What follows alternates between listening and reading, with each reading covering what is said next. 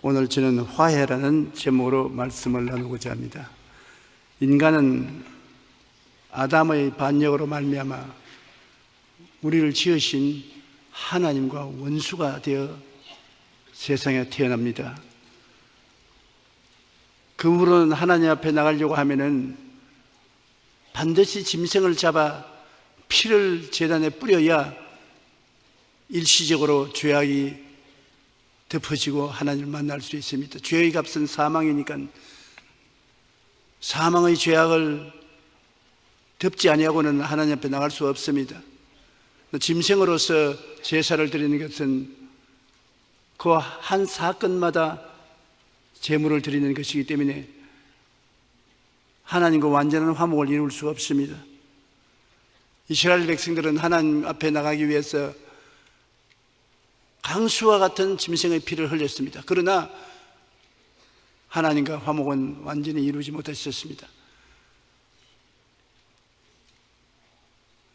예수님께서는 우리를 대신하여 죄를 갚아주시고 죽으심으로 그 피로 이제 우리는 하나님과 화목을 이룰 수 있고 하나님과 화해하게 된 것입니다. 나의 죄를 씻기는 예수의 피밖에 없네. 예수님의 피를 의지하고 하나님께 나가면 하나님 앞에 담대하게 나갈 수 있는 것입니다. 하나님은 기뻐하시고 우리를 영접해 주시는 것입니다. 죄의 값은 사망인데 죄의 값을 어떻게 청산합니까? 예수님의 피는 영원히 죄를 갚아버리고 우리에게 의로운 의복을 입혀주시는 것입니다. 누구든지 저를 믿으면 의롭게 된다는 것은 디카이오스, 의로움을 선물로 하나님이 주시는 것인데 이 의는 평생에 죄를 한 번도 안 지은 상태를 말하는 것입니다. 한 번이라도 죄를 지으면 의롭다고 할 수 없습니다. 일생에 한 번도 죄를 짓지 않은 상태, 이것은 사람으로서 도달할 수 없습니다. 예수님께서 선물로 주시는 것입니다. 그러므로 이 의로움은 하나님 앞에 부끄럼 없이 설 수 있는 자격을 주는 것이기 때문에 담대하게 예수님 통해서 의로움을 얻었으면 하나님 앞에 나갈 수 있는 자격이 부여되는 것입니다. 우리는 하나님과 우리와 화목뿐 아니라 우리 가족, 이웃, 친지, 친구, 이웃나라 등과 화목하고 화해해야 되는 것입니다. 사람이 살면 인간관계가 가장 어려운 것입니다. 서로 마음이 부딪혀 원수가 되는 일이 다반사로 있습니다. 단절은 고독과 대결을 가져오고 살인과 전쟁도 가져옵니다. 우리가 평안하고 행복한 삶을 위해서는 어찌하든지 화해해야 되는 것입니다. 요즘 사람들이 겪는 가장 큰 고민 중에 하나가 인간관계에서 오는 갈등이라고 말합니다.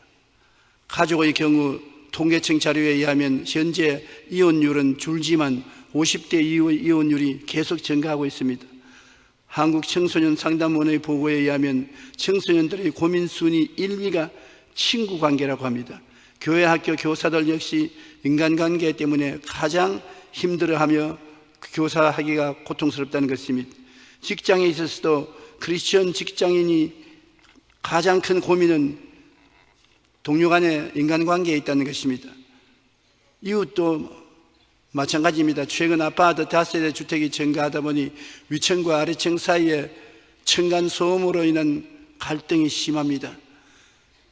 2층에서 걸어다니는 발걸음 소리가 아래층에 다 들리는데 신경이 예민한 사람은 잠을 잘 수가 없어요.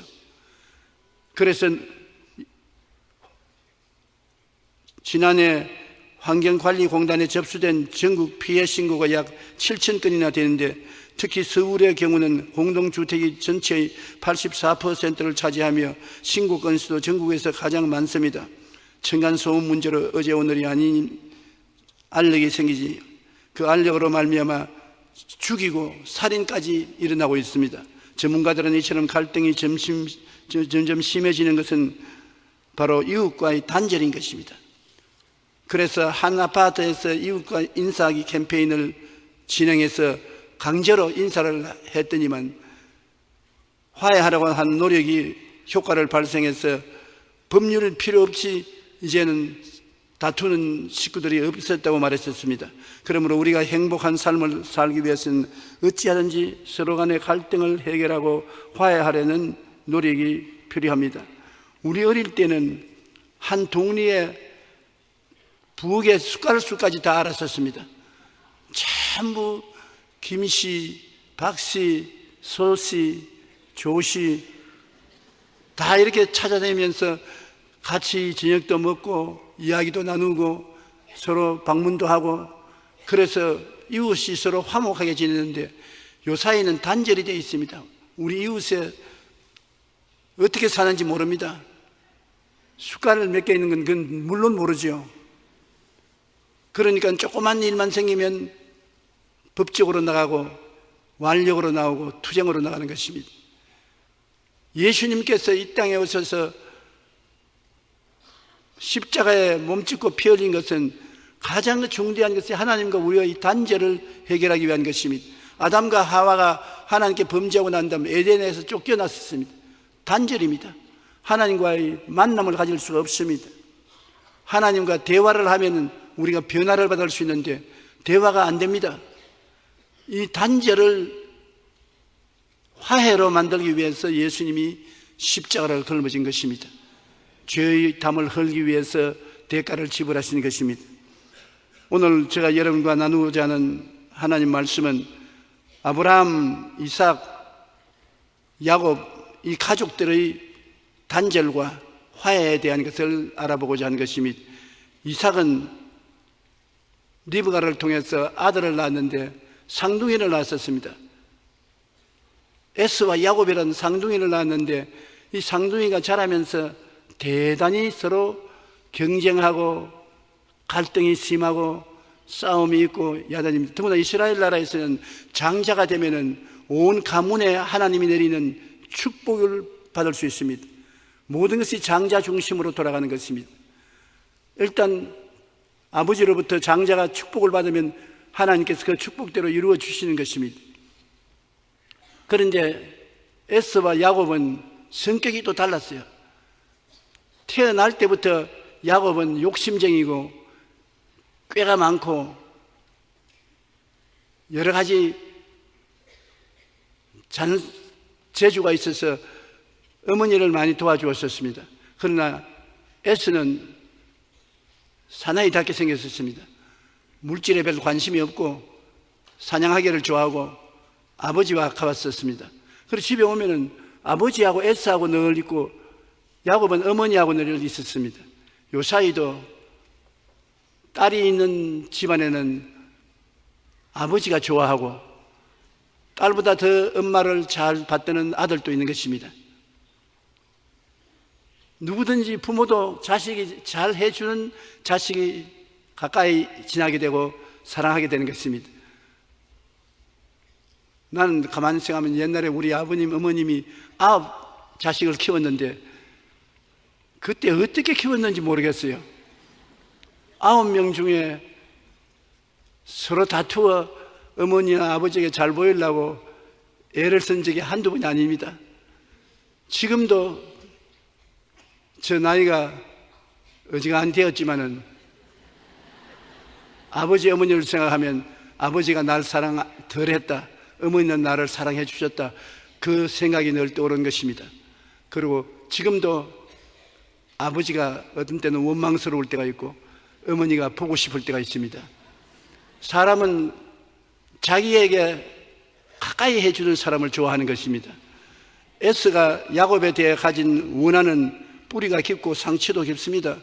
왜냐하면 야곱이 하나 둘 장자의 명분을 다 빼앗아갑니다. 하버는 에스가 산에 다니면서 사냥하고 돌아오는데 배가 많이 고팠습니다. 그런데 야곱은 어머니와 함께 부엌에서 팥죽을 끓이고 있었습니다. 어머니 하는 일에 수종을 들고 팥죽과 떡을 만들고 있었는데 에스가 와서 야 동생 그 죽 한 그릇 따오, 내가 배고파 못 견디겠다. 그러면 죽 한 그릇 퍼서 주면 되는데 형을 쳐다보고 웃으면서 형 장자의 명분을 맹세를 하고 팔면 죽 한 그릇 주겠다. 팥죽 한 그릇을 어떻게 장자의 명분에 비교하는 것입니까? 아주 굉장히 나쁜 놈입니다. 그래 형님이 하는 말이 야 배가 고파 죽을 지경인데 장자의 명분이 무슨 소용이 있느냐. 애따 하나님 이름으로 내 장자의 명분을 너에게 주었다. 진담반 농담 반으로 장자의 명분을 맹세로서 동생이 죽고 나니까 동생이 팥죽 한 그릇 줬어요. 팥죽을 먹고서 기분 좋게 나갔는데 하나님은 그것을 하늘나라 기록부에 기록해 놓는 것입니다. 장자의 명분을 이날 이 시에 동생에게 넘겼다. 그런데 가정에서 엄마하고 친하면은 아버지에게 가까이 나가는데 도움이 굉장히 됩니다. 에스가 엄마하고 친하게 않기 때문에 불이익이 굉장히 많았었습니다. 창세기 25장 33절로 34절에 보면 야곱이 이르되 오늘 내게 맹세하라. 에스가 맹세하고 장자의 명분을 야곱에게 판지라. 야곱이 떡과 팥죽을 에스에게 주매 에스가 먹고 마시고 일어나 갔으니 에스가 장자의 명분을 가볍게 느꼈더라. 이래서 장자의 명분을 팥죽 한 그릇으로 샀습니다만 그 다음에 아버지의 축복을 받는 것도 어머니가 야곱 편을 들어서 축복을 받게 되는 것입니다. 아버지가 이제 나이가 늙어서 눈이 전혀 안 보입니다. 그리고 귀는 멀어서 잘 들리지 않지만 어느 정도 들을 수 있는데 눈은 전혀 안 보입니다. 그래서 자기 부인이 리브가가 늘 남편을 받들어주는데 리브가 보고 여보 나 이제 죽을 때도 가까이 오니까 장자에게 축복을 해줘야 되겠다. 그때는 장자의 축복에 대해서 요사이 상속 서류를 넘기는 것 같은 것입니다. 그래 그 어머니가 그 이야기를 듣고 야곱에게 와서 야 이리 오너라. 너 아버지가 이제 장자의 축복을 너 형 에스에게 주려고 하는데 나는 에스가 장자의 명분의 축복을 받는 걸 원치 않는다. 네가 가서 아버지에게 축복을 받아야 된다. 에스가 사냥해 온 고기를 요리해서 아버지가 드리면 아버지가 그걸 먹고 기뻐하는 중에 축복을 실컷 하겠다고 하시니 저기 짐승개들 가운데 가서 양 한 마리를 잡아오너라. 아버지 입맛은 내가 안다. 내가 요리를 해서 줄 테니까 그 요리를 가지고서 아버지에게 접대하고 내가 애씁니다. 그러고서 축복을 네가 다 받아라. 그래 야곱이 하는 어머니 어느 누구를 죽이려고 합니까? 우리 형은 털이 북실북실 나서 만져보면 담요를 덮어쓴 것 같은데 나는 이렇게 말같지 않습니까? 아버지가 반드시 내 얼굴 만져보고 손 만져보고 이놈 야곱이 또 꾀를 부리는구나. 나에게 저주를 해버리면 축복커녕 평생의 저주를 받을 것입니다. 엄마가 그런 거 걱정하지 마라. 그건 내가 알아서 할 테니까 빨리 짐승이나 잡아오너라. 형은 사양하러 갔을 동안에 요리를 맛있게 했습니다. 하고 난 다음에 양 가죽을 벗겨가지고서 목에다가 털이 북실북실하게 모여 이렇게 감아놓고 여기도 손에도 털로서 장치를 했단 말이에요. 어머니 장치하는데 아들이 따라갈 수 있습니까? 장치를 가지고서 네가 들어가서 네가 내 아들 애쓰냐 하거든. 그렇습니다. 사냥을 어떻게 그렇게 빨리 해오나 그는 하나님이 도와주셔서 빨리 해왔습니다. 그러고 난 다음에 아버지 대접하고 난 다음에 축복을 해달라고 할 때 아버지가 축복하든 다 받아라. 그래서 아버지가 어머니가 만들어준 맛있는 고기를 가지고 아버지 사냥해 왔습니다. 어떻게 그렇게 빨리 잡았나? 아버지의 하나님이 도와주셔서 사냥해서 짐승을 잡았으니 맛있게 만들었었습니다. 잡수시고 나를 축복해 주십시오. 좀 가까이 오너라. 목소리가 아무래도 야곱의 목소리 같은데 아유 형제간에 서로 닮지 않습니까? 아버지가 이제 귀가 둔해지니까 내 음성을 동생의 음성으로 잘못 들어서 그렇습니다. 그래 그러면 이게 나에게 한번 안 껴보라. 안아서 목을 이렇게 만져보고 팔 만져보더니 희한하다. 목소리는 야곱의 목소리인데 털이 북실북실한 애써 틀림없으니 오냐 가져오너라. 그래서 고기를 마음대로 맛있게 잡수시고 난 다음에 손을 안수해서 축복을 해주시는데 이거 뭐 보통 축복이 아닌 것입니다. 가지고 있는 축복은 다 해주었어요. 그 축복을 받고 난 다음에 그는 아버지 앞에서 물러나왔는데 에스가 사냥을 해서 들어오니까 아버지가 벌벌 떨고 야 조금 전에 내게 축복을 다 받아갔는데 너가 아니었구나. 그가 땅을 치고 울면서 동생이 나를 팥죽 한 것으로 장자의 명분도 빼앗더니만 이제는 아버지 축복을 고기를 가지고서 다 빼앗아갔으니 세상에 이럴 수가 있습니까? 아버지여 내게도 축복을 주십시오. 동생에게만 주고 나에게 안 주면 어떻게 합니까? 아버지가 우리 집안의 장자의 줄 명분의 축복은 내가 이미 동생에게 다 주었으니 이제 너에게 남은 것이 없다. 없을 턱이 있습니까? 좀 살펴보십시오. 여러분, 하나님은 가정에서 부모가 자식에게 축복을 하면 그 축복을 이루어지게 하는 것입니다. 말이 참 중요합니다. 자식들에게 축복을 하면 그 축복이 자식에 따라가고 저주를 하면 저주가 따라가는 것입니다. 우리는 자녀들에게 축복을 별로 하지 않는데 많이 축복을 하십시오. 축복은 효과를 발생하는 것입니다. 말이라는 것이 굉장한 힘을 가지고 있는 것입니다. 그래서 형이 뭐냐, 이놈의 자식 두고 보자. 내가 가면 둘까 보냐. 아버지가 세상을 뜨고 난 날 내 칼에 넌 죽일 것이다. 내 축복을 네가 누린가 보자. 그렇게 말을 하는 것을 또 어머니가 들었어요. 리브가 듣고 아유, 형이 동생을 죽이려고 하니 이거 안 되겠구나. 피를 한 번 해야 되겠다. 그래서 야곱에게 짐을 꾸려가지고서 오라버니 친정으로 보내는 것입니다. 야곱은 형의 축복을 다 빼앗고 난 다음에 그는 집을 떠나서 외삼촌 집으로 갔었습니다.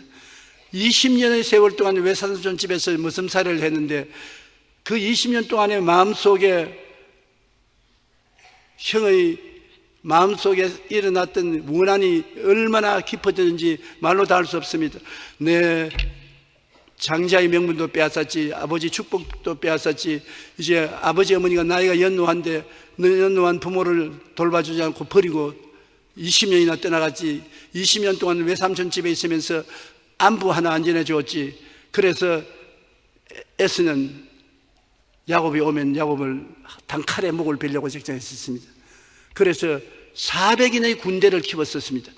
동생이 원래 꾀가 많은 놈이기 때문에 그냥 오지 않고 군대를 거느리고 올 것이라고 생각하고 형 에스는 400명의 군대를 훈련시켜서 동생 오기를 기다린 것입니다.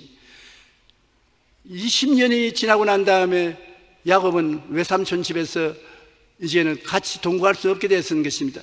굉장히 부자가 되어서 그의 짐승떼들이 외삼촌의 짐승떼보다 많아지게 됐으니까 외삼촌의 자식들이 시기하고 외삼촌의 얼굴이 낯설게 변했습니다. 그리고 야곱이 기도하니까 하나님께서 이제 고향 산천으로 돌아가라, 하나님이 그렇게 말씀하시므로 그는 하나님 명령에 쫓아서 집으로 돌아가려고 한 것입니다. 창세기 31장 2절로 3절을 보면 야곱이 라반의 안색을 본즉 자기에 대하여 전과 같지 아니하더라. 야훼께서 야곱에게 이르시되 내 조상의 땅 내 족속에게로 돌아가라. 내가 너와 함께 있으리라 하신지라. 창세기 31장 17절로 18절에 야곱이 일어나 자식들과 아내들을 낙타들에 태우고 그 모든 모은 바 모든 가축과 모든 소유물을 바담 아람에서 모은 가축을 이끌고 가나안 땅에 있는 그 아버지 이삭에게로 가려고 출발을 했었습니다. 여기에서 축복을 야곱이 많이 받은 것도 바라봄의 법칙을 사용해서 축복을 받았었습니다. 그 할아버지 아브라함에게 들은 이야기를 그는 마음에 간직했습니다. 아브라함이 야, 하나님이 축복해 주시기 전에는 반드시 바라봄의 법칙을 사용한다. 이 가나안 땅, 아름다운 땅을 우리 가족에게 준 것도 하나님께서 내 눈을 들어 동서남북을 바라보라. 내 눈에 보이는 이 땅을 너와 내 자손에게 주니 영원하라 했으시니 너도 꼭 하나님 앞에 소문한 것을 바라보고 믿고 기도하라. 그렇게 가르쳐 주실 것입니다. 손주는 이것을 충분히 들었을 것입니다. 그래서 삼촌하고 계약할 때도 내가 삼촌 짐승을 칠 테니까 월룩뚫리기는 다 옮겨버리고 순수한 색깔만 내가 치는데 순수한 색깔이 월룩뚫리기 새끼를 낳으면 내 월급이 되게 하라고 외삼촌하고 계약을 맺었는데 외삼촌이 좋게 그 계약을 받아들였습니다. 월룩뚫리기를 다 사흘길 되도록 옮겨놓고 난 다음에 순수한 색깔의 짐승들만 야곱이 치는데 야곱이 산에 올라가서 단풍나무, 신풍나무, 버드나무를 꺾어와서 얼룩덜룩 끄죽을 벗겨서 야곱 양떼들이 물 마시는데 구유 앞에 세워놓고 그는 팔짱을 끼고서 양떼들이 새끼를 뵐 때마다 얼룩덜리기를 벤다고 마음속에 그려보고 하나님께 감사하고 있었는데, 새끼들이 낳을 때마다 보니까 얼룩덜리기를 낳았었습니다. 그래서 부자가 된 것입니다. 하나님의 바라봄의 법칙을 통해서 부자가 된 것입니다. 성경에는 이 바라봄의 법칙을 하나님께서 이스라엘 백성들에게 철저히 사용하게 하신 것은, 광야에서 불평을 말하다가 불뱀이 와서 많은 사람을 물어 죽일 때 이스라엘 백성이 모세에게 회개하고 불뱀을 멀리 해달라고 하니까 모세가 기도하니까 하나님이 불뱀을 만들어서 장대에 매달아라 했습니다. 모세가 불뱀을 장대에 매달아서 높이 다니까 그것을 바라보면 다 병에서 나을 것이다. 우습게 생각하고 무슨 장난 같은 소리 하느냐, 그런 미신 안 믿는다는 사람은 다 뱀에 물려 죽었어요. 그러나 다 죽어가는 사람도 그 뱀을 바라보는 사람은 독이 사라지고 나음을 입었었습니다. 우리 구원도 바라보며 있는 것입니다. 니고데모가 예수님께 찾아와서 어떻게 우리가 거듭날 수 있습니까? 이 나이 많은 늙은이가 어머니 뱃속에 들어가서 또 태어나야 됩니까? 그때 예수님 말씀하기를 모세가 광야에서 뱀을 든 것 같이 인자도 덜려야 하리니 누구든지 저를 믿는 자마다 멸망하지 않고 영생을 얻게 하리 하심이라. 예수님이 십자가에 높이 매달릴 때 예수님을 바라보는 사람은 그를 통하여 믿음을 얻게 되고 구원을 받게 된다는 것입니다. 그러므로 오늘날도 칼부리 십자가에 못 박히신 예수님을 바라보고 그가 우리 죄를, 허물을 짊어지시고 우리 병을 담당하시고 우리 저주를 짊어지시고 우리 죽음을 담당하여 청산하고 부활하신 것을 마음속에 생각하고 바라보면 그 믿음대로 되는 것입니다. 영혼이 잘됨같이 범사에 잘되며 강건하고 생명을 얻되 넘치게 얻는 것은 십자가에 매달린 예수 그리스도를 바라봄으로 이루어지는 것입니다.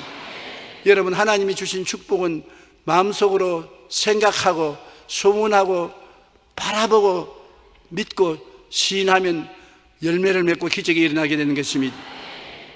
바로 야곱이 외삼촌 집에서 큰 부자가 된 것은 외삼촌하고 계약을 맺을 때 바라봄의 법칙을 사용해서 계약을 맺어서 많은 바다의 모래떼와 같은 짐승떼를 자기 것으로 소유해서 고향 산천으로 돌아오게 된 것입니다. 그런데 그가 고향 산천으로 돌아와서 야복나루 강을 건널 때 했었습니다. 먼저 사람들을 보내서 형에게 자기가 집에 고향으로 찾아온다고 통보를 하라고 하니까 종들이 가서 형에게 보고를 하고 돌아와서 얼굴이 새빨개졌습니다. 큰일 났습니다, 주인님. 형이 주인님이 돌아온다는 말을 듣자마자 정군에 비상령을 내려서 400명의 군인들이 무장을 해가지고서 형을 배반한 동생을 징계하려고 출발하는 것을 보았었습니다. 이제 우리는 다 죽었습니다. 그러니 이제는 어쩌겠습니까? 자기 군대도 없고 아무도 없고 가족들만 데리고 왔는데 이제 형이 군대를 거느리고 왔으니 죽을 수밖에 없지 않습니까? 그런데 야곱은 꾀가 많아서 보통 쉽게 죽지는 않습니다. 형과 자기 사이에 강이 가려 있는데 야복강입니다. 그 어떻게 하냐면 야복강으로 가족들을 다 옮겨 놓습니다. 자기의 처자들을 다 옮겨 놓고 잠신들도 다 옮겨 놓고 난 다음 자기는 강 이쪽 편에 쪼그리고 앉았습니다. 자기 부인과 애들이 아빠 왜 안 오냐? 건너오세요, 건너오세요. 난 여기 할 일이 많다. 너희들이 먼저 거기 있어라. 야곱의 생각은 어떤 생각이냐면 정말 형이 나를 죽이려고 생각한다면 처자를 칼로 칠 것이라. 그리고 내 소유를 칼로서 빼앗을 것이라. 그러면 나는 아직까지 젊으니까 2다리 이용해서 36개를 놓는다는 것입니다. 도망친다는 것입니다. 자기만 살면 되지 처자들은 다 죽어도 괜찮다는 아주 약삭 빠른 사람이 계셨습니다. 그래서 가족들을 다 옮겨놓고 자기는 홀로 약복강 건너편에 앉아서 상황을 살피고 있는데 어디 거창한 장군 같은 제 대장부가 한 사람 나타나지만 자기 목숨을 잡고 짚고 이놈아 건너가라. 왜 건너가요? 처자들과 같이 가야지. 처자는 죽이고 니만 살렸느냐?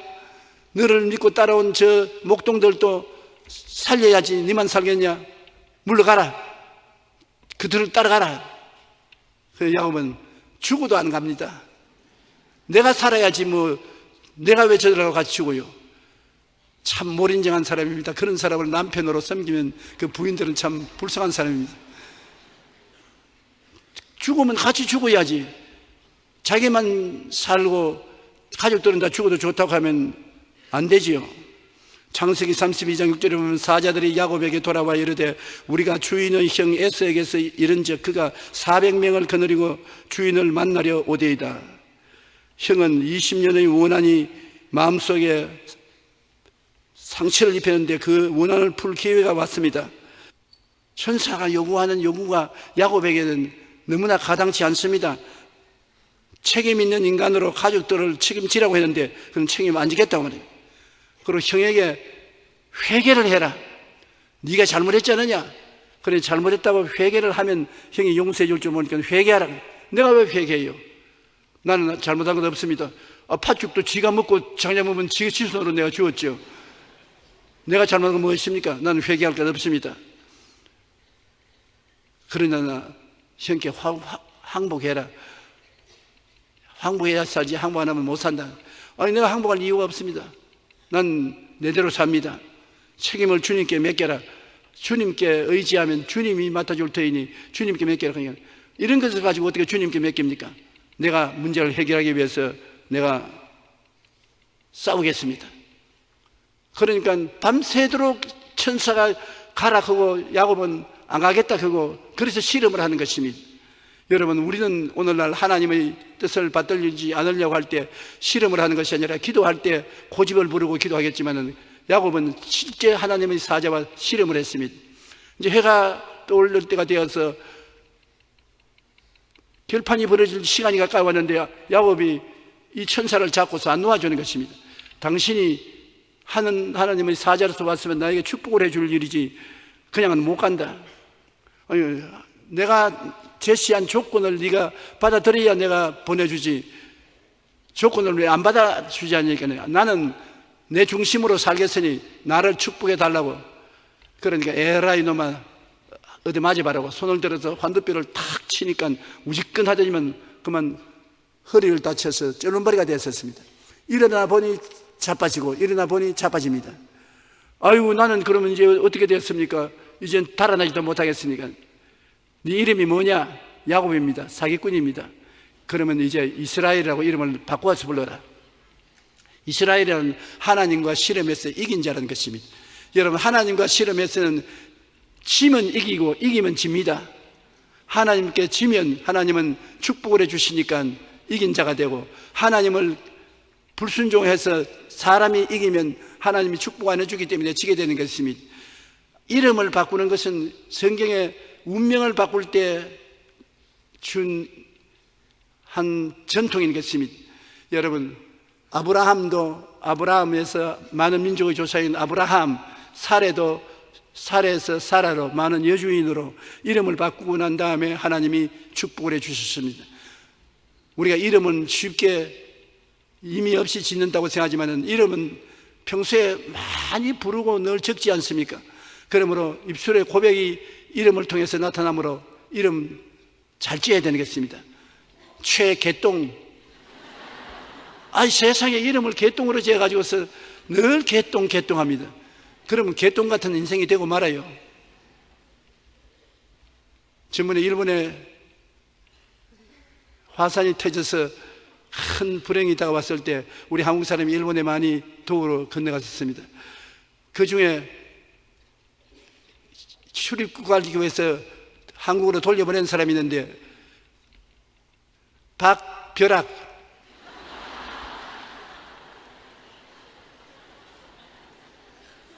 박벼락을 이름을 가지고 하니까 벼락 부자가 되라고 그랬는지 모르겠지만 일본 사람들은 아주 기가 막힙니다. 그러니까 한국으로 돌아가라고. 그 외에도 화산에 비슷한 이름이 있는 사람은 다 못 들어갔었습니다. 여러분 입으로 시인하는 것이 굉장히 중요하다는 것을 잊지 마시기 바랍니다. 긍정적이고 적극적이고 창조적인 생각을 입술로 고백하는 것은 여러분 운명과 환경을 만들어가는 것입니다. 내 입의 말로 내가 묶였으며 내 입의 말로 내가 사로잡힌 바 되었다고 했으므로 입의 말이 여러분의 미래를 만들어간다는 것을 잊지 마시기 바랍니다. 그러므로 꼭 저주의 말은 하지 말고 축복의 말을 하고 패하고 망하는 말은 하지 말고 성하고 발전하는 말을 사용하게 되시기를 주님 이름으로 축복합니다. 잠언서 3장 5절로 6절에 너는 마음을 다하여 야훼를 신뢰하고 내 명철을 의지하지 말라. 너는 범사의 그를 인정하라. 그리하면 내 길을 지도하시리라. 아주 야곱이 어려울 때 천사를 만났는데 천사에게 모든 것을 맡겼으면 될 것인데 자꾸 자기 고집만 부르니까 천사가 환두뼈를 쳐서 부러졌었습니다. 그러면 야곱이 이제는 도망칠 수가 없습니다. 형의 400인의 군대가 와서 처자들을 다 죽이고 자기를 찾아올 때 두 다리가 성하면 도망칠 수 있는데 이제는 쫄른바리가 되어서 도망을 못 치니까 그가 변화받기 시작한 것입니다. 여러분, 우리가 하나님의 성령의 은혜를 받고 변화되지 아니하고 하나님의 뜻을 거부하면은 환경적인 징계가 내려와서 우리를 선정하게 만들어주는 것입니다. 야곱은 쫄른바리가 안 됐으면 절대로 형 앞에 거꾸러지지 않습니다. 쫄른바리가 되었으니 형 앞에 거꾸러지기 시작한 것입니다. 천사와 씨름해서 이길 것 같았으나 결코 쫄른바리가 되고 난 다음에는 그가 항복하지 않을 수 없었습니다. 창세기 32장 24절로 25절에 보면 야곱은 홀로 남았더니 어떤 사람이 날이 새도록 야곱과 씨름하다가 자기가 야곱을 이기지 못함을 보고 그가 야곱의 허벅지 관절을 치매 야곱의 허벅지 관절이 그 사람과 씨름할 때 어긋났더라. 이기주의적인 자기 중심의 삶을 안개 떨어졌으나 다리에 상처를 입고 쫄른바리가 되니까 이제는 자기 인생을 자기 마음대로 할 수 없다는 것을 알고 그가 깨어졌습니다. 야곱 이름을 이스마엘로 바꾼 것입니다. 쫄른바리가 된 야곱은 최악의 상태입니다. 이제는 변화를 받을 것이냐, 그렇지만 자기 뜻대로 하다가 죽을 것이냐, 둘 중 하나입니다. 야곱으로 남아있다가 죽을 것이냐, 이스라엘이 되어서 변화를 받아 살 것이냐, 변화될 것이냐, 고집을 부리다가 죽을 것이냐, 둘 중에 하나를 택해야 되는 것입니다. 여러분, 하나님께서 우리에게 시련을 보내고 징계를 때릴 때 변화받으면 하나님의 축복을 누릴 수 있고 변화를 받지 않으면 그것으로서 고통을 당하고 파멸당할 수가 있는 것입니다. 하나님은 둘 중에 하나를 택하기를 원하시는 것입니다. 창세기 32장 26절로 28절에 보면 그가 이르되 날이 세려하니 나로 가게 하라. 야곱이 이르되 당신이 내게 축복하지 아니하면 가게 하지 아니하겠나이다. 그 사람이 그에게 이르되 내 이름이 무엇이냐? 그가 이르되 야곱이니이다.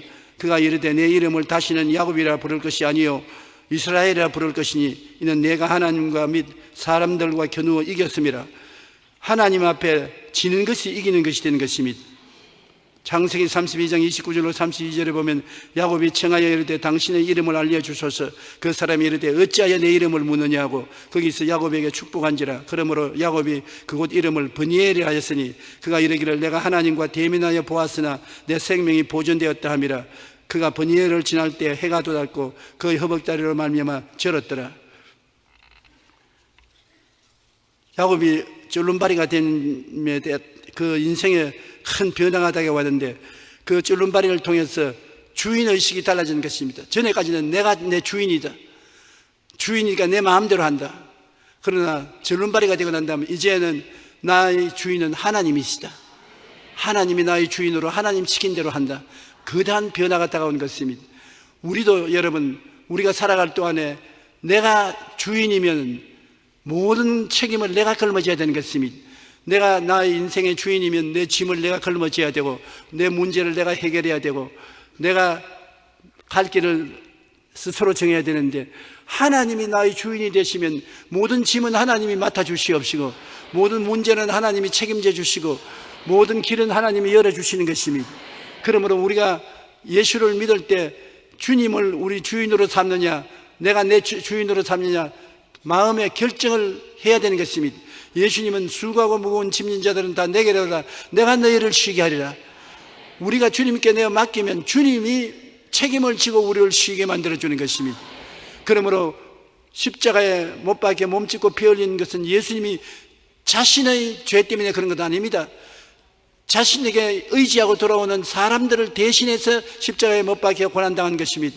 예수님을 나의 주인으로 모시면 나의 죄, 나의 불의, 나의 질병, 나의 저주, 나의 절망, 나의 죽음을 예수님이 책임지고 십자가에서 청산해 주시는 것입니다. 그러나 내가 내 주인이면 우편 강도, 좌편 강도 중에 한 강도가 자기 인생 자기가 책임지고 구원받지 못하는 것과 같이 자기가 책임지고 스스로 죽어야 되는 것입니다. 우리는 야곱이 환두뼈가 어려짐으로 이기주의를 버리고 인본주의를 버리고 주님을 주인으로 삼고 나가는 모습을 볼 수 있는 것입니다. 이사야 41장 14절 우리 다 같이 한번 읽어보십시다. 버러지 같은 너 야곱아, 너 이스라엘 사람들아, 두려워하지 말라. 나 야훼가 말하니 내가 너를 도울 것이라. 내 구속자는 이스라엘의 거룩한 이이니라. 야곱이 꾀가 많은 여우 같은 사람이었는데 환두뼈가 얼어지자 버러지같이 된 것입니다. 군번이같이 꿈틀꿈틀, 자기 힘으로 아무것도 할 수 없어요. 그래서 성경에 보십시오. 야곱이 환두뼈가 어그러지고 난 다음에 꽤 많은 꾀바리가 버러지가 된 것입니다. 너 버러지 같은 야곱아, 이스라엘 사람들아, 두려워하지 말라. 이제는 버러지는 자기가 스스로를 도울 수 없으니까 내가 너를 도와주마. 하나님이 야곱을 도와주기 시작하는 것입니다. 여러분, 우리가 하나님 앞에 깨어져서 버러지가 되면은 하나님이 우리를 책임져 주시는 것입니다.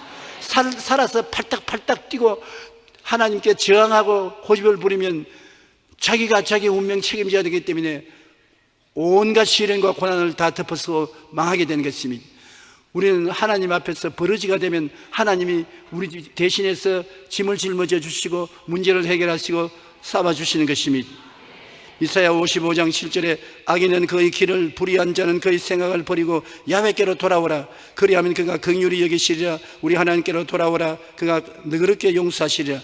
여러분 중심으로 살고 하나님께 불순종한 삶을 살았다면 오늘 이 시간에 야곱처럼 회개하고 주님께 무릎을 꿇으시기 바랍니다. 하나님 아버지여, 나의 모든 짐을 맡아주시고 나의 문제를 맡아주시옵시고 나의 갈 길을 인도해 주시옵소서. 나는 하나님만 섬기는 종입니다. 하나님이 나의 주인이 되어 주시옵소서. 그렇게 하면 하나님께서는 여러분에게 내가 다 이룰 테이니 너는 나에게 맡기고 의지하고 따라오라, 그렇게 말씀하시는 것입니다. 여러분이 하나님을 주인으로 삼고 난 다음 하나님께서 하나님 내가 할 일이 무엇입니까? 물어보십시오. 하나님이 내가 주인이니까 너희 일을 내가 다 맡아서 한다. 너는 할 일이 없다. 너는 그저 나를 믿고 순종하고 따라오라, 그렇게 말씀하실 것입니다. 하나님께 다 맡겨놓으면 여러분 할 일이 없어요. 주님께서 십자가에 못 박혀 우리 구원의 고통을 다 당해놨으니 여러분 십자가에 매달릴 일이 없습니다. 주님 혼자 달렸으니 고통스럽지요. 나도 좀 함께 달리게 해주십시오. 뭐하러 가시겠습니까? 내가 다 짊어지고 달렸으니 네 할 일은 없다. 너는 그저 나를 바라보고 믿고 따라만 오너라, 그렇게 말씀하실 것입니다. 오늘날 예수 믿고 참으로 마음의 평안을 가지는 것은 예수님을 주인으로 삼으면 예수님이 우리 짐을 대신 짊어지기 때문에 우리가 질 짐이 없어지고 마는 것입니다. 우리의 짐을 예수님이 다 짊어졌는데 어디에 우리가 짊어집니까? 그리고 우리는 예수님을 믿고 감사하고 따라가면 주님이 다 이루어서 유익이 되게 만들어 주시는 것입니다. 여기에 야곱은 주님을 주인으로 삼게 되고 모든 짐을 맡기니까 이제 자기가 할 일은 믿고 따라가는 것밖에 없습니다. 그는 마음이 온유하고 겸손하게 되었습니다. 따뜻하고 순종하며 교만을 버리고 낮아졌습니다. 약복 나루터를 건너가서 당장 가족들을 앞에 자기가 섰습니다. 아버지 어떻게 건너왔습니까? 애들이 한번 물었을 것입니다. 내가 달라졌다. 이제는 내가 제일 앞에 서서 에스를 만들어 갈 테니까 내 뒤에 따라오너라. 그리고 에스가 군대를 거느리고 뛰어오는데 앞서 뛰어나가 가지고서 7번 엎드려 절을 하면서 갔다 있는 것입니다. 그 당시에 이 7번 절한다는 것은 종이 되겠다는 항복 문서를 말하는 것입니다. 사람이 원수 앞에 7번 무릎을 꿇어서 절을 하면 내가 종입니다, 처분대로 해 주십시오, 그렇게 자기를 종으로 맡기는 형식인 것입니다. 자기의 짐승 중에 좋은 것으로 선물을 꾸러미를 만들어서 형에게 보냈고 형을 진심으로 존경한다고 했었습니다. 창세기 33장 3절로 4절에 자기는 그들 앞에서 나아가되 몸을 7번 땅에 굽히며 그의 형 에서에게 가까이 가니 에서가 달려와서 그를 맞이하여 안고 목을 어긋맞추어 그와 입맞추고 서로 우니라. 하나님이 변화시키지 않고는 사람이 변화되지 않는 것이 20년 동안 원한을 품고 있던 형이 에서가 동생을 보고 난 다음에 7분 절을 하고 오는데 쩔뚝쩔뚝하고 오니까 이건 할 한 번 서볼 필요도 없단 말입니다. 완전히 쩔뚝발이가 되어서 7번 절을 하고 형의 선물을 가지고 찾아오는 것을 볼 때 그 마음이 측은한 마음이 생겨서 성령의 역사에서 형이 동생의 목을 어긋내고 울었었습니다. 눈물은 뼈에서 나오는데 그 원한을 하나님이 얼마나 순식간에 변화시켰던지 동정으로 측은한 마음으로 변해서 동생을 껴안고 울었다. 이게 화해가 이렇게 되어야 화해가 되는 것입니다. 조건을 세워서 서로 밀고 당기는 것이 화해가 되는 것이 아니라 체근이 느끼고 깨어져서 눈물을 흘리면 화해가 되는 것입니다. 오늘날 우리도 남북 간에 이렇게 헤어져 있는데 남북 간에 언제고 화해할 날이 다가와야 되는 것입니다. 남북 간에 화해할 수 있는 길을 열 수 있는 것은 교회입니다. 교회가 하나님께 기도하고 야곱처럼 우리가 스스로 낮아져서 형제를 끌어안고 사랑하게 될 때 하나님께서 북한의 동포들의 마음을 변화시켜 줘야 되는 것입니다. 하나님이 변화시켜 줘야지 사람의 힘으로 안 되는 것입니다. 이는 힘으로도 되지 않고 능으로도 되지 않고 나의 신으로 말미암아 되느니라고. 하나님이 변화시키면 변화 못 될 리가 없는 것입니다. 그런데 하나님은 우리가 변화되어야 상대방을 변화시키는 것입니다. 나는 변화 안 되고 상대방만 변화되라고 하면 상대방이 변화되지 않는 것입니다. 야곱이 변화되어서 20년 전에 떠나던 동생이 아니라 이스라엘로 변화된 형제가 되어서 돌아오며 하나님의 은혜로 형제가 화목된 것입니다. 창세기 33장 10절로 12절에 야곱이 이르되 그렇지 아니이다. 내가 형님 눈앞에서 은혜를 입어 싸우면 청하건대 내 손에서 이 예물을 받으소서. 내가 형님의 얼굴을 배운 즉 하나님의 얼굴을 본 같사오며 형님도 나를 기뻐하시니이다. 하나님이 내게 은혜를 베푸셨고 내 소유도 좋아오니 청하건대 내가 형님께 드리는 예물을 받으소서 하고 그에게 강권함에 받으니라. 에스가 이르되 우리가 떠나자. 내가 너와 동행하리라. 동생을 죽이러 400인의 군대를 거느려 온 형이 동생을 호위해서 가는 400인의 군대로 변화되고 마는 것입니다. 이런 변화가 하나님의 능력으로 다가와야 되는 것입니다. 우리 예수 믿는 사람들의 특징은 하나님의 능력으로 변화를 받는다는 것입니다. 우리의 수양과 도덕과 노력으로 되는 것이 아니라 힘으로도 안 되고 능으로도 안 되는데 하나님 성령이 오셔서 변화를 시켜주는 것입니다. 죄인은 의인으로, 불의한 자는 거룩한 사람으로, 병든 자는 치료받은 사람으로, 저주받은 사람은 축복받은 사람으로, 가난한 사람은 부유한 사람으로, 죽는 사람은 천당 가는 사람으로, 운명과 환경을 변화시키는 역사를 우리 하나님이 성령으로 하시는 것입니다. 여러분은 지금까지 예수님을 통해서 변화받아 왔고 앞으로도 변화되는 것입니다. 우리의 문제의 해답은 예수 그리스도의 십자가에 있는 것입니다. 우리 인생에 수없이 많은 고통의 문제에 대한 질문이 있는데 하나님은 그 질문에 대한 대답을 하셨습니다. 갈보리 십자가에서 주님이 내가 다 이루었다. 여러분의 문제의 대답을 그 자리에 했었습니다. 이제 우리가 깨어져서 주님을 주인으로 삼고 주님께 섬기고 나오면 하나님의 대답은 여러분 생활 속에 줄줄이 이어서 올 것인 것입니다. 닫힌 문은 열려지고 미움은 사랑으로 변화되고 저주는 축복으로 변화되는 역사가 일어나게 되는 것입니다. 기독교 신앙의 놀라운 것은 하나님이 여러분에게 때가 오면 변화의 기적을 베풀어 주어서 은혜를 진실로 입게 만들어 준다는 것입니다. 우리가 성경 말씀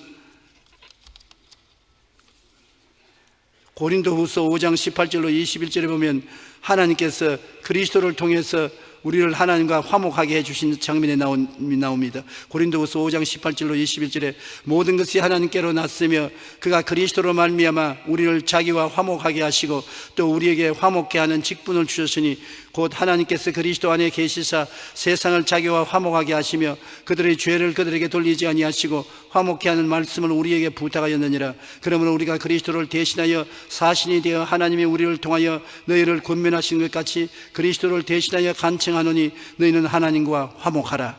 하나님이 죄를 알지도 못하신 이를 우리를 대신하여 죄로 삼으신 것은 우리로 하여금 그 안에서 하나님의 의가 되게 하려 하심이라. 이것은 무슨 말씀이냐면 우리가 예수님을 통해서 하나님과 화목되었습니다. 이제 하나님 무서운 대상이 아니라 우리 친 아버지인 것입니다. 우리는 하나님께 나가서 아버지여 하고 부르고 기도하고 하나님의 손길을 체험할 수 있게 된 이상 하나님은 우리에게 또한 다른 사람을 하나님께로 데리고 와서 화목시키는 직분을 맡겨주었다는 것입니다. 여러분이 하나님 앞에 직분을 맡은 사람인 것입니다. 흉악한 죄인, 버림받은 죄인이라도 여러분이 대속의 기도를 하고 데리고 하나님께 와서 아버지 하나님, 이 사람 하나님께로 돌아오니 용서해 주시옵소서 하면 하나님이 여러분의 기도를 듣고 화목해 만들어주겠다는 것입니다.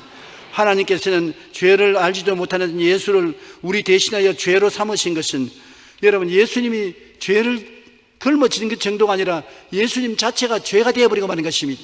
십자가에서 예수님이 죄 덩어리가 되어버렸어요. 죄를 짊어진 정도가 아닙니다. 죄가 되어버리는 것입니다. 하나님이 무자비하도록 그를 십자가에서 고난을 받고 죽게 만드는 것입니다.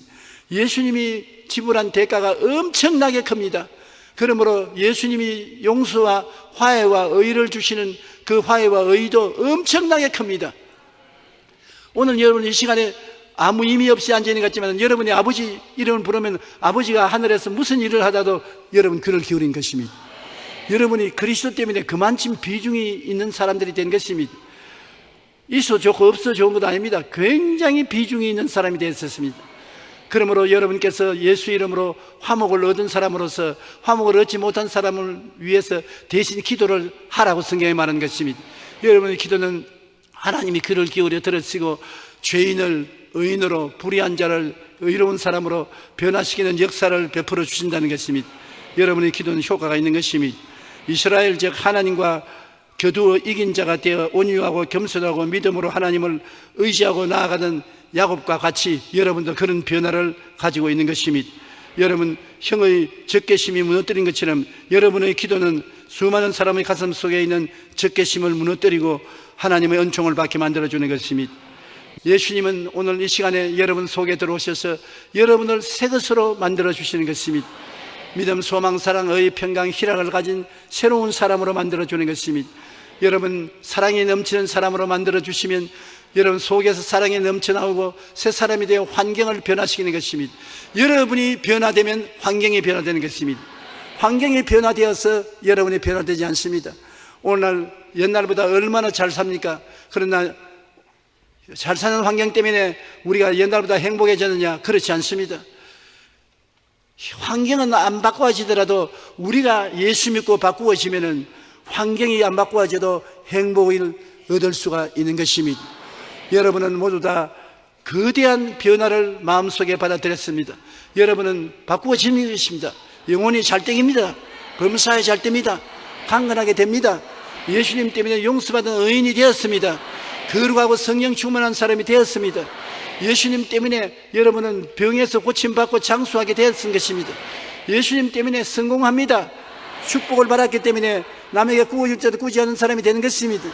예수님 때문에 천국에 여러분 이름이 적혀지고 천국 보좌의 그리스도와 함께 올라가게 되는 것입니다. 우리에게는 좋은 일만 있지 나쁜 일은 없습니다. 우리는 이 좋은 일을 받아들여서 항상 좋은 일이 일어날 것을 생각하고 믿고 기대하고 긍정적으로 말하며 살게 되시기를 주의 이름으로 축원합니다. 기도드리십시다. 하나님 우리 아버지여, 이삭의 두 아들인 에서와 야곱의 원한 관계가 하나님의 은총과 능력으로 변화되어서 서로 달라지고 사랑으로서 용납하게 된 것을 보았었습니다.